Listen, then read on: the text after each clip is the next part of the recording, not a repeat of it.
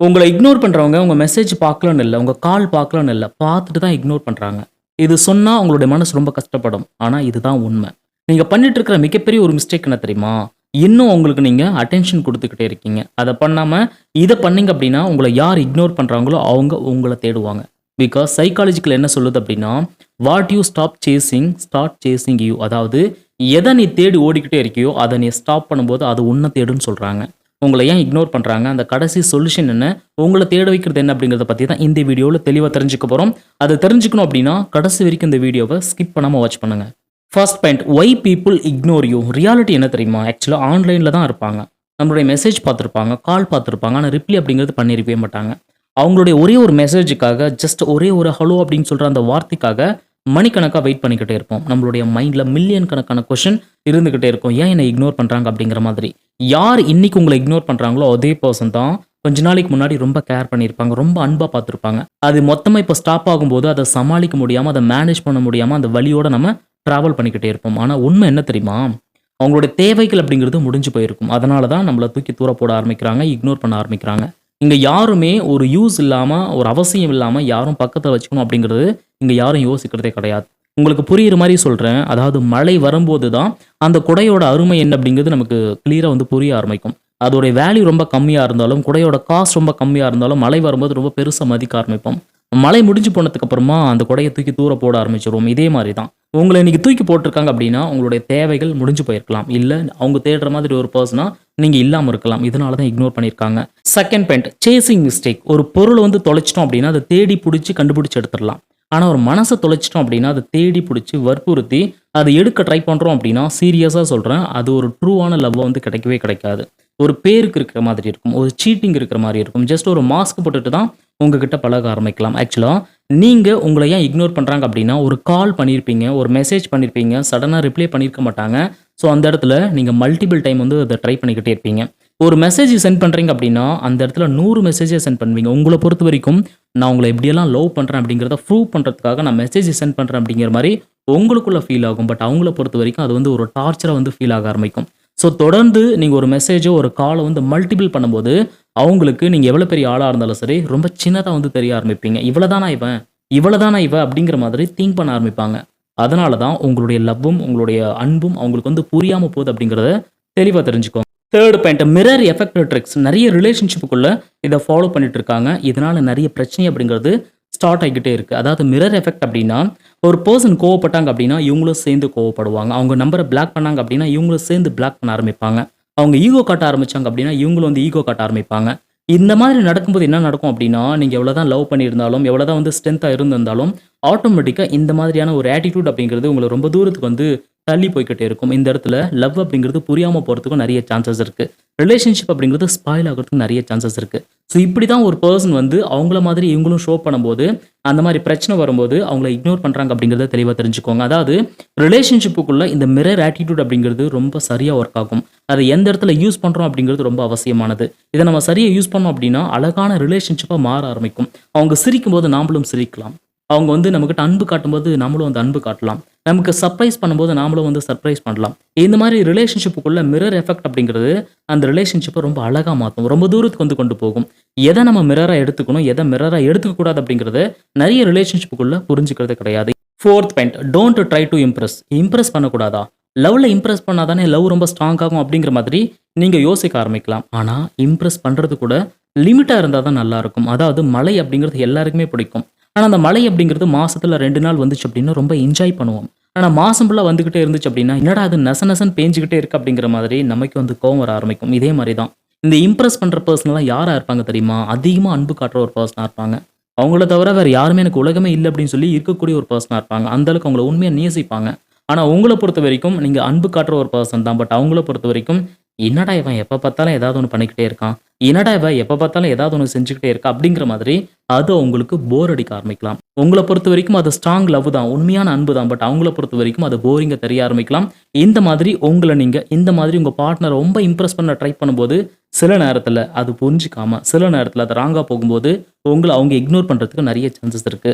அமிர்தமாவே இருந்தாலும் கொஞ்சம் கம்மியாவும், கொஞ்சம் லிமிட்டாவும் இருந்தா தான் அதோடைய வேல்யூ இன்க்ரீஸ் ஆகும். அதே மாதிரி அது ரொம்ப திருப்தியா வந்து பார்க்க ஆரம்பிப்போம். ஸோ 5த் பாயிண்ட், நெறைய ரிலேஷன்ஷிப்புக்குள்ள இப்படியும் நடக்கலாம். இதுக்காகவும் இக்னோர் பண்ணலாம். என்ன அப்படின்னா, உங்கள வந்து நீங்க அதிகமா நேசிச்ச ஒரு பெர்சன் திடீர்னு ஒரு சின்ன பிரச்சனை ஸ்டார்ட் ஆயிருக்கலாம்.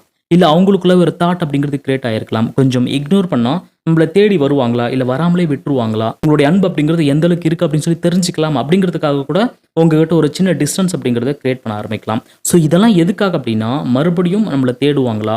அந்த லவ் அப்படிங்கிறது இன்னும் இருக்கா? பழைய லவ் மாதிரி இன்னும் நம்மள நேசிக்கிறாங்களா? அப்படின்னு தெரிஞ்சுக்கிறதுக்காக கூட சில ரிலேஷன்ஷிப்ல இந்த மாரி நடக்க ஆரம்பிக்கலாம். பட் ஒரு விஷயத்த தெளிவா புரிஞ்சுக்கோங்க.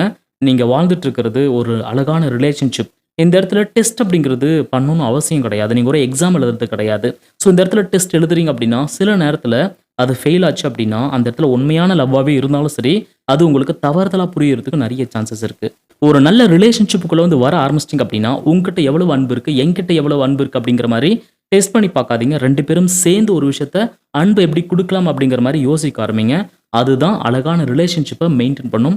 அதுதான் ஒரு அழகான குடும்பத்த வந்து வெளியில வந்து ஷோ பண்ணும். இத விட்டுட்டு நீ எவ்வளவு, நான் எவ்வளவு அப்படின்னு சொல்லி ஷோ பண்ண ஆரம்பிச்சீங்க அப்படின்னா, சில நேரத்துல உங்களுடைய புரிதல் கூட ரொம்ப தவறுதலா இருந்து உங்களுடைய ரிலேஷன்ஷிப்பே ஸ்பாயில் ஆகுறதுக்கு நெறைய சான்சஸ் இருக்கு. 6த் point, don't break your stand. இதனால கூட ஒரு பெர்சன் வந்து இக்னோர் பண்ண ஆரம்பிக்கலாம். ரிலேஷன்ஷிப் அப்படின்னா ஒரு ஆணும் பெண்ணும் சேர்ந்து டிராவல் பண்ணக்கூடிய ஒரு மிகப்பெரிய ஒரு லைஃப் பயணம். இதுல மிஸ்டேக் அப்படிங்கிறது யார்கிட்ட வேணாலும் நடக்க ஆரம்பிக்கலாம். அந்த மிஸ்டேக்லாம் சரிப்படுத்தி தான் ஒரு ரிலேஷன்ஷிப் ரொம்ப தூரத்துக்கு வந்து டிராவல் பண்ண முடியும். ஆனா ஒரு சில பேர் ரிலேஷன்ஷிப்ல என்ன பண்ணுவாங்க அப்படின்னா, ஒரே ஒரு பெர்சன் மட்டும் ரொம்ப வளைஞ்சு கொடுத்துக்கிட்டே இருப்பாங்க. ஒரே ஒரு பெர்சன் மட்டும் ரொம்ப அட்ஜஸ்ட் பண்ணிக்கிட்டே இருப்பாங்க. ரிலேஷன்ஷிப் அப்படிங்கிறது ஸ்பாயில் ஆயிடக்கூடாது. ரிலேஷன்ஷிப் அப்படிங்கிறது ஒடிஞ்சு போயிடக்கூடாது. அப்படிங்கிறதுக்காக எல்லா இடத்துலயும் டவுன் ஆகிக்கிட்டே இருக்கும்போது ஆப்போசிட் இருக்கிற அந்த பெர்சனுக்கு என்ன ட்ரிகர் ஆகும் அப்படின்னா, ஸோ என்ன பண்ணாலும் இந்த பெர்சன் வந்து அக்செப்ட் பண்ணிக்கிறாங்க. என்ன பண்ணாலும் வந்து ஏத்துக்கிறாங்க. இவங்க தான் நமக்கு கிடைச்ச மிகப்பெரிய ஒரு முட்டாள் அப்படிங்கிற மாதிரி யோசிக்க ஆரம்பிப்பாங்க. ஸோ எல்லா இடத்துலயுமே உங்கள டவுன் பண்ணணும் அப்படிங்கிற தாட் அப்படிங்கிறது அவங்களுக்குள்ள வந்துகிட்டே இருக்கும். ஆனா நீங்க டவுன் ஆகிக்கிட்டே இருக்கிற வரைக்கும் அந்த ரிலேஷன்ஷிப் அப்படிங்கிறது ரொம்ப ஸ்மூத்தா போய்க்கிட்டே இருக்கும். ஆனா என்னைக்கு நீங்க வாய்ஸ் வந்து ரைஸ் பண்ண ஆரம்பிக்கிறீங்களோ, அந்த இடத்துல அந்த பிரச்சனை அப்படிங்கிறது வெடிக்க ஆரம்பிக்கும். இல்ல அப்படின்னா உங்கள டோட்டலா வந்து இக்னோர் பண்ண ஆரம்பிப்பாங்க. இதுக்கு ரீசன் என்ன அப்படின்னா, எல்லா இடத்துலயுமே முன்னாடி நீங்க வளைஞ்சு கொடுத்தது தான். எல்லா இடத்துலயுமே நீங்க தான் வந்து ஃபர்ஸ்ட் அட்ஜஸ்ட் பண்ணதுனால தான் அங்க பிரச்சனை அப்படிங்கிறது ஸ்டார்ட் ஆயிருக்கும். நீங்க இந்த அழகான ரிலேஷன்ஷிப் பிரேக்கப் ஆகக்கூடாது அப்படின்னு சொல்லி பண்ணியிருப்பீங்க. அவங்களுடைய மனச வந்து அதிகமா கஷ்டப்படுத்தக்கூடாது அப்படின்னு சொல்லி பண்ணியிருப்பீங்க. பட் அவங்கள பொறுத்தவரைக்கும் நீங்க அவங்களுக்கு கிடைச்ச ஒரு மிகப்பெரிய லேஸ். பட் அவங்கள பொறுத்தவரைக்கும் நீங்க அவங்களுக்கு கிடைச்ச ஒரு அடிமை மாதிரி கூட ட்ரீட் பண்றதுக்கு பட் அவங்கள பொறுத்தவரைக்கும் நீங்க அவங்களுக்கு கிடைச்ச ஒரு அடிமை மாதிரி ட்ரீட் பண்ண பட் அவங்கள பொறுத்தவரைக்கும் நீங்க அவங்களுக்கு கிடைச்ச ஒரு அடிமை மாதிரி ஸ்லேவ். பட் அவங்கள பொறுத்தவரைக்கும் நீங்க அவங்களுக்கு கிடைச்ச ஒரு ஸ்லேவ் மாதிரி ட்ரீட் பண்றதுக்கு நெறைய சான்சஸ் இருக்கு. லாஸ்ட் பாயிண்ட் ரொம்ப முக்கியமானது. இதுக்கு முன்னாடி உங்கள ஏன் இக்னோர் பண்றாங்க அப்படிங்கிறத பத்தி தெளிவா பார்த்தோம். ஆனா இப்ப உங்கள இக்னோர் பண்ற அந்த ஒரு பெர்சன் எப்படி உங்கள வந்து ஃபோக்கஸ் பண்ண வைக்கிறது? ஒரு குட்டி ஸ்டோரி மூலியமா உங்ககிட்ட நான் வந்து சொல்லப் போறேன். அதாவது வாரத்துல 7 நாளும் ஒரு குட்டி பையன் ரோட்ல நின்னுட்டு எல்லாருக்கும் ரோஸ் குடுத்துக்கிட்டே இருந்தான். ஃப்ரீயா தான். ஒரு சில பேர் ரோஸ் வாங்குனாங்க. ஒரு சில பேர் வாங்காமலே போனாங்க. அடுத்த வீக் வந்துச்சு. மண்டே வந்துச்சு. அந்த இடத்துல அந்த பையன் இல்ல. அந்த இடத்துல எல்லாரும் அந்த பையனை வந்து தேட ஆரம்பிச்சாங்க. ரோஸ் வாங்குன பர்சனா இருந்தாலும் சரி, வாங்காத ஒரு பர்சனா இருந்தாலும் சரி, எங்க போயிட்டான் அந்த பையன் அப்படிங்கிற மாரி தேட ஆரம்பிச்சாங்க. தொடர்ந்து 3 நாள் பார்த்தீங்க அப்படின்னா, அந்த பையன அதிகமா தேடிக்கிட்டே இருந்தாங்க. இதே மாரி தான் நம்மளுடைய லைஃப்லயும் ஒரு விஷயத்த ரொம்ப அள்ளி குடுத்துக்கிட்டே இருக்கோம், கொட்டி குடுத்துக்கிட்டே இருக்கோம் அப்படின்னா, நம்மளுடைய வேல்யூ அப்படிங்கிறது அவங்களுக்கு வந்து தெரியாம போறதுக்கு நெறைய சான்சஸ் இருக்கு. உங்களுடைய செல்ஃப் ரெஸ்பெக்ட்ட கொஞ்சோண்டு ஸ்டாப் பண்ணி பாருங்க. நீங்க காட்டுற அந்த அன்பா இருந்தாலும் சரி, கேரிங்கா இருந்தாலும் சரி, உங்களுடைய டிஸ்டன்ஸ கொஞ்சம் வந்து ஸ்டாப் பண்ணி பாருங்க. இந்த மாரி பண்ணும்போது, நீங்க யார் அப்படின்னு சொல்லி அவங்களுக்கு புரியறதுக்கு நெறைய சான்சஸ் இருக்கு. ஸோ யார் உங்கள இக்னோர் பண்ணாங்களோ, அந்த பெர்சன் உங்கள தேடுறதுக்கான சான்ஸ் அப்படிங்கிறது அப்பதான் கிரியேட் ஆகும். இல்ல நான் உண்மையா லவ் பண்றேன். என்னுடைய அன்பு இப்படி தான் குடுத்துக்கிட்டே இருப்பேன். அப்படிங்கிற மாதிரி நீங்க உங்கள நீங்க சேஞ்ச் பண்ணாம எல்லாத்தையும் நீங்க கொட்டி குடுத்துக்கிட்டே இருந்தீங்க அப்படின்னா, ஸோ இப்பவும் உங்கள இக்னோர் பண்ணுவாங்க. இனிமேலும் இக்னோர் பண்ணுவாங்க. இதே பெயினோட தான் இந்த ரிலேஷன்ஷிப் அப்படிங்கிறது உங்களுக்கு டிராவல் ஆகும் அப்படிங்கிறத தெளிவா புரிஞ்சுக்கோங்க. புரிஞ்சுக்கிட்டீங்க அப்படின்னா, நீங்க யார் அப்படின்னு சொல்லி அவங்களும் புரிஞ்சுப்பாங்க. நல்லா புரிஞ்சுக்கோங்க. உங்கள ஒரு பெர்சன் வந்து இக்னோர் பண்றாங்க அப்படின்னா, உங்களுடைய தேவைகள் அப்படிங்கிறது அவங்க கிட்ட முடிஞ்சு போச்சு அப்படின்னு சொல்லி அர்த்தம். ஸோ எப்பவுமே நம்மளுடைய தேவைகள் இருக்கிற வரைக்கும் தான் எல்லாரும் நம்ம கூட இருப்பாங்க அப்படிங்கிறத நெறைய பேருக்கு புரியறதே கிடையாது. இது ஃப்ரெண்ட்ஷிப்பா இருக்கலாம், ரிலேஷன்ஷிப்பா இருக்கலாம், இல்ல ஒரு ஃபேமிலிக்குள்ள இருக்கலாம். எதுவா இருந்தாலும் சரி, நம்மளுடைய தேவைகள் முடிஞ்சதுக்கு அப்புறமா நம்மள அந்த இடத்துல இருந்து தூக்கி போடுவாங்க. இது நெறைய பேரோட வாழ்க்கையில நடந்திருக்கும். அதே மாதிரி அந்த பெயின நீங்க ஃபேஸ் பண்ணியிருப்பீங்க. இதெல்லாம் நடக்காம இருக்கணும் அப்படின்னா, ரொம்ப சிம்பிள். அதாவது ஒண்ணு உங்களுடைய நாலேட்ஜ் இன்கிரீஸ் பண்ணிக்கோங்க. இல்லன்னா உங்களுடைய வாழ்க்கை தரத்த வந்து அதிகப்படுத்திக்கோங்க. இந்த மாதிரி எப்பவுமே நீங்க உச்சத்துல இருக்கும்போது உங்கள யாரும் அவ்வளவு சீக்கிரம் தூக்கி தூர போடவே முடியாது. ஸோ எப்பவுமே உங்கள தேடக்கூடிய ஒரு பெர்சனாவே இருப்பாங்க. உங்களுடைய தேடுதல் இருக்கிற வரைக்கும் உங்கள யாரும் இக்னோர் பண்ண முடியாது. ஸோ உங்கள நீங்க தகுதிப்படுத்திக்கிறது தான் அவங்களுக்கு குடுக்குற ஒரு சரியான பதிலடி அப்படிங்கிறத தெளிவா தெரிஞ்சுக்கோங்க. ஒரு நிமிஷம் நல்ல மைண்ட்ல ஸ்டோர் பண்ணி வச்சுக்கோங்க.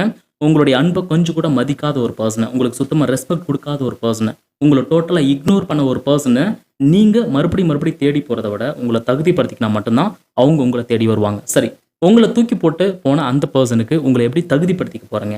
எப்படி உங்கள நீங்க ஷோ பண்ண போறீங்க? அப்படிங்கிறத கமெண்ட் பாக்ஸ்ல சொல்லுங்க. உங்களுடைய வளர்ச்சி அவங்க பார்த்து யோசிக்க வைக்கிற மாதிரி இருக்கணும். நெக்ஸ்ட் ஒரு வீடியோவுல நெக்ஸ்ட் ஒரு கன்டென்ட்ட ரொம்ப டீப்பா பேசலாம்.